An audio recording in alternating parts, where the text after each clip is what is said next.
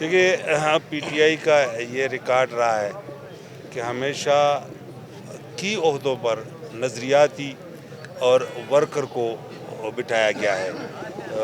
P T I کے اندر وہ موروثی نظام نہیں ہے کہ خاص قسم کے لوگ خاص قسم کے عہدوں کے اوپر بیٹھ جاتے ہیں. علی امین کا یہ عہدہ اس نے محنت سے حاصل کیا ہے، اس نے پی ٹی آئی کا ساتھ دیا ہے، اس کے اوپر سختی گزری ہے اور اس نے ثابت کیا کہ وہ اس عہدے کا اہل ہے.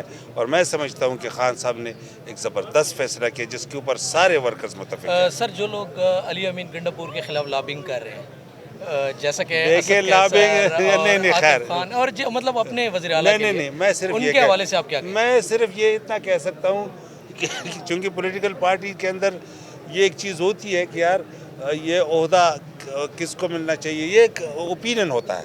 لیکن جب ایک دفعہ خان نے اناؤنس کیا تو اس کے بعد سے تو میں نے کسی کو یہ نہیں سنا کہ اس نے اتفاق نہ کیا ہو.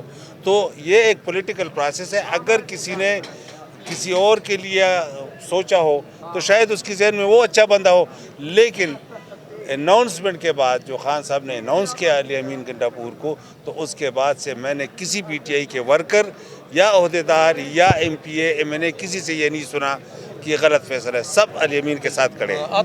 دیکھیں ملک کو امن کی ضرورت ہے اور اکانومی کو ٹھیک کرنے کی ضرورت ہے. یہ تبھی ممکن ہے کہ مینڈیٹ کو سامنے لایا جائے اور لوگوں کی اوپینین کا خیال رکھا جائے.